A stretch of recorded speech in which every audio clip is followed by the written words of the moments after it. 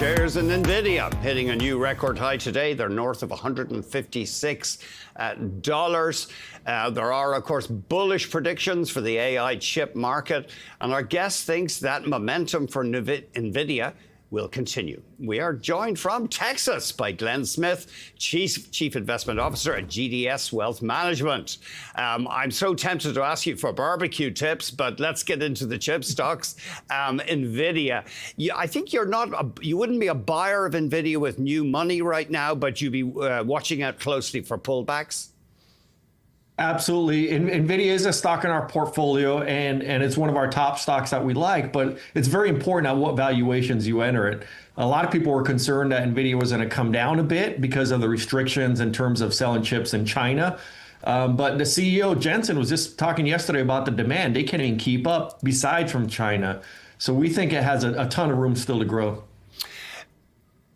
It is amazing because the Wall Street Journal today says that Nvidia, as it grows, is becoming more and more like a player in cloud computing itself. Of course, that may miff the likes of Microsoft and Amazon, but there seems to be no end to the power of this company. Yeah, I mean, it's up 15x over the last 5 years. I don't think it's going to fix 15x in the next 5 years, but it still has a ton of room to grow.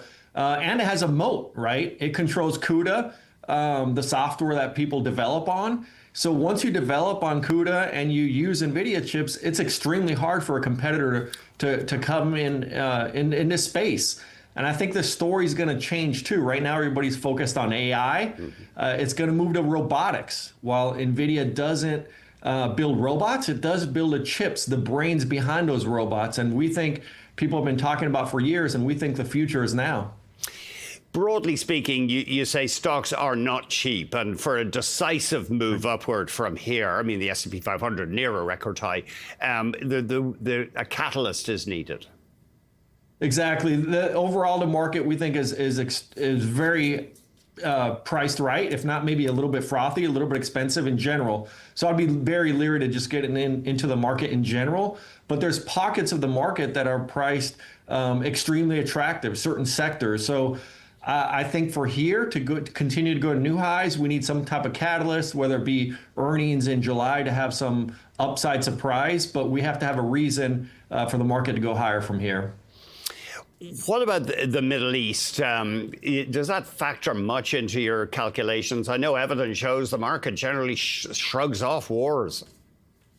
So a lot of the fears that we've had this year haven't come into play. You look at the Middle East concern. In fact, oil is back down in the 60s. People are trying to jump the gun and get in oil thinking that the Middle East was going to continue. Now, if the Strait of Hormuz is closed down, perhaps you see oil in the 80s, 90s, but that's not even a talking point at this point. Same thing with tariffs, right? People thought that was going to create significant inflation. That has not happened. You see inflation continue to trend down to the 2%. So I think you want to be very careful as an investor and not just follow the headlines and because of those let that dictate the investments you go into, because a lot of times these fears never come to pass. You have some stock ideas for us. Diamondback Energy with that cool stock symbol, FANG. Diamondback Energy is based in the Permian Basin, the heart of Permian Basin, Midland, Texas. What makes it unique, unlike a lot of its competitors, if oil is just at $60 a barrel, it can remain very profitable. They're returning 50% of the cash flow to their investors in form of a dividend and stock buybacks.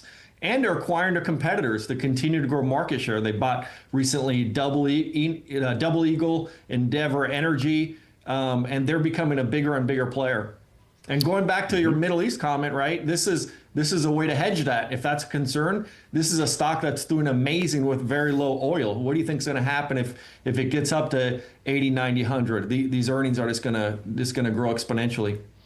Another idea you have is JP Morgan. It tends to be the choice for a lot of investors when they're looking for U.S. banks. It is, and sometimes people will criticize JP Morgan because it's boring. But my response to that is what is the point of these investments? Is it for excitement or is it to make money? It's up 45% in the last year. Best bank out there, in my opinion, best run bank by Jamie Dimon. Even with the run up it's had, the PE is 13. What I like about it is I think it'll do well in pretty much any environment, whether we go into recession or not. If rates remain elevated at the levels we're currently at, the net interest margins are record breaking. If interest rates were to drop some, while net interest margins might suffer a little bit, we think lending will pick up for residential, for commercial. Mergers and acquisitions typically pick up when rates come down. So we think it's positioned to do well in pretty much any environment. And then finally, CrowdStrike. What attracts you there to CRWD? So CrowdStrike is an amazing company. Unlike a lot of its competitors that deal in cybersecurity, they deal with known cybersecurity threats. So they tend to only catch what is already known out there. CrowdStrike leverages AI, it leverages the cloud, so it can anticipate and look for behaviors and patterns that might happen to anticipate breaches. That's different, again, than most of its competitors. It's continuing to grow dramatically. Typically, when companies use them, whether it's small companies or big companies, they add on services to what they do with CrowdStrike. And when you have about 5 services on average, which is what their clients have, the retention is over 98%. So this is a space that, as the world continues to have more cybersecurity threats, we think it's just going to continue to grow more and more.